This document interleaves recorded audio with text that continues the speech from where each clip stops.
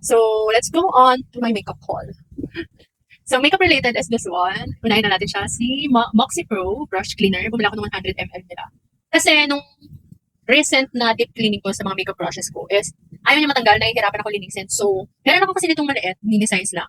So, bilang pumasok sa isip ko, sige, gamitin natin si Moxie Pro. Baka matanggal niya yung yung natira, yung natira pa kasi. Natanggal niya naman.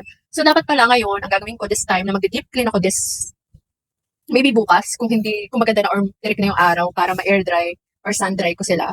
Bala ko is, gagamitin ko muna yung Moxie Pro, especially dun sa mga gamit na gamit ko na brush. Like my foundation brush, my blush. Yun kasi yung madalas kong ginagamit as of the moment. Lagi na kasi ako nagpa-foundation, nag-skin tint para maubos ko yung mga makeup ko. So ayan, sila yung bala kong gamitan ng Moxie Pro para mas madaling mag-deep clean. Kasi pag nag-deep clean kasi ako, yung deep cleaning ko is composed of water, micellar water, and then yung makeup brush or makeup cleaner, makeup detergent, ganun. So, binababad ko muna sila for a couple of minutes and then saka ko sila ginagamitan ng matte. Meron akong matte na for makeup brush. Pero kasi nga, yun nga, as I've said, meron kasing residue, especially dun sa foundation brush. May naiwan kasi nung last time. So, ginamitan ko siya ng Moxie Pro. So, dapat pala, Moxie Pro muna, this one. And then saka ko siya i-deep clean. So, yun. Hopefully it works. If you're interested, it does work. Ito yung Moxie Pro. Medyo napaprice man kasi ako dun sa 250 ml ba yung pouch. So, ito muna yung binili ko. Yan. I got this from the Orange app. So, for makeup, I got this BLK Cosmetics cushion. Yan, tatry ko. Ay, pangalawa ko ata tong product from them. Yung una is yung all over creamy all over paint. So, ayan. Ang dami ko ng base makeup actually. And then, so dun muna tayo sa mga base, no? And then I got this. I got this from the Blue app kasi dun super baba nito. So, I got, these two are from Maybelline. I got their Instant Age Rewind na concealer. Itong sikat na concealer na to. I got it in the shade 120. Hindi ko na siya papakita yung swatch. Hindi ko na siya muna bubuksan kasi may concealer pa akong ginagamit which is from Lucky Beauty, yung serum concealer nila in the shade Porcelain. And I'm wearing it right now. Yan, gamit ko siya sa under eye. Ito din bala ko sa under eye. Ayan. And then, ito, kinuha ko na yung sikat na Maybelline Lumi Matte. I'm in the shade 110 yung kinuha ko. Grabe daw ito mag-oxidize. Pero nag-swatch naman na ako in store. And yung pinakamababa kasing shades, yung 115, 119, 120, na-swatch ko siya sa arms ko. Nag-oxidize siya. And then na-swatch ko na din siya sa neck. And nag-oxidize din. Ito lang yung consistent na hindi. Pero, I don't know kung mag-oxidize siya on my face. Kasi hindi ko naman siya na-swatch on my face. And this is their lightest shade. Next, we're talking about bases. My God. So, yun nga, yung dadating na easy concealer din. It's another base.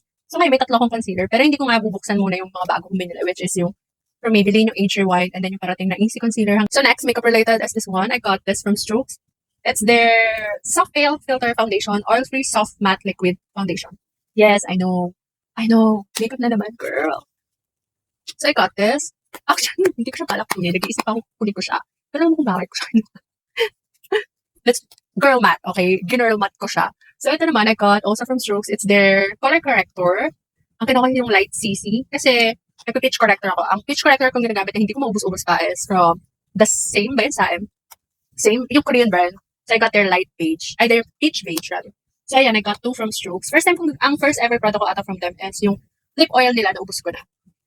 So, yun. And then, yung next product from them, hindi ko pa bukas. So, binubuksan is yung bronzer and contour nila, yung lumang packaging. Meron pa ako doon, hindi ko siya bukas. Pero bubuksan ko na siya. I promise. Kasi paubos na yung easy bronzer ko, yung cream. So, ngayon, bakit ko nga ba ito binili? Bumila ako ng Lumi Matte, di ba? Then, bumila ako nito, concealer, and then ito. Ayan. Etong apat na to, general matte ko sila. Kasi, nakuha ko to, etong dalawang to, for the regular price, this 4 pieces right here. Yan. 2 bottles of foundation, and then 2 bottles of concealer. I got this for the price of this one, nang hindi naka-sale. Mamili ka na lang for the price of the Stroke Foundation and for the price of Lumi Matte Foundation, Maybelline Lumi Matte Foundation. I got 4 of this. Yun. Girl matte. So, nakuha ko to, itong Strokes Foundation and then yung corrector, nakuha ko sila 300 plus. 300 plus ko sila nakuha. So, pumapatak lang to. Itong foundation na to for like under 200, 150, 160, 170. Ganun lang siya. Yes. So, as I've mentioned, I got this 4 product right here for the price of this. The regular price of this, 600 plus to, diba? 699. Or this, yung Strokes. Mamili ka na lang sa dalawa. So, ito kasi, yung Lumi Matte and then yung Age Rewind na concealer from Maybelline, I got this for under 300 pesos. Yes, 292. I think, if I recall, wala akong ginagamit ko yung phone ko for filming, so hindi ko siya makikita. Sorry, pero yan. I got this for less than 300 pesos. And I got this less than 400. Girl, it's girl matte. I'm so happy. Natawa ako kasi sabi ko hindi ako bibili ng base, hindi ako bibili ng makeup. Sorry, so hindi ko na siya bubuksan muna. Tagal pa ng expiration date nila. Pag nag-open ka naman, 12 months ang tinatagal or 1 year na. Pero unopen sila, girl. Actually, hindi ko na alam kung saan sila lalagay kasi puno na yung naglalagay ko yung storage boxes ko. That's bad. Pero yan, ito yung mga pinakita ko sa inyo. I computed it kung magkano sila lahat. Hindi ko sasabihin. Pero, I really get a good deal. Discounted talaga sila. Yung Skin 1004, girl, hindi ako inabot doon ng... Hindi ako inabot yan. Hindi ako inabot doon.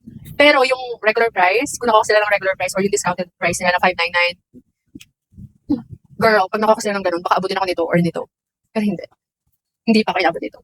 Which is so nice. I get a major steal for this, for all my 11/11 sale, 11/11 orders. So yun, kaya I love buying things on 11/11 sale kasi sobrang deals. Ang ganda talaga ng deals ng 11/11. So, wala akong kinuhang blush, wala akong kinuhang contour, wala akong kinuhang bronzer, wala akong kinuhang for eyes. Pero may kinuha ko for lips, which is ironic kasi yung lips ko, nung simula, I think, nung nag-cold weather, parang nung pumasok na yung amihan, iba na yung weather. And then, na-stress kasi talaga ako nung nag-sale. Kasi yung sale kasi nung blew up, nagsimula sila ng November 8. So, pwet-pwet ako, girl, kasi mahabol din ako sa sale ng Skin 1004. So, puyatan. So, na-stress ako that time. I think nag-reflect siya. So, sumama yung stress, sumama yung cold weather.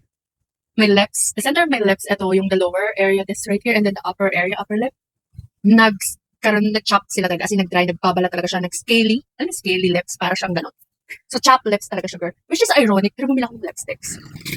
So, let's get to it. Sabi ko nga, nagpabalat yung lips ko. So, I need a solution for that. Meron akong mga lip oils. I've tried using them. Trinay ko yung Colourette Color Balm. I have them. Hindi siya nag-work. Hindi niya na-solve yung problem. Nagbabalat pa rin talaga siya. And then, pag ina-apply ko kasi yung slushy, kitang-kita siya. Especially pag umalis. Trinay ko umalis kasi nag-SM ata kami. Girl, pag harap ko sa labin. Kita-kita yung pagbabalat. Polar picture. So yun. And then, I've tried Dazzle Me Lip Serum. Nag-work din naman. Pero, I think I need an intense lip treatment for that. Sabi ng iba, baka exfoliation lang. I've tried exfoliating using my toothbrush.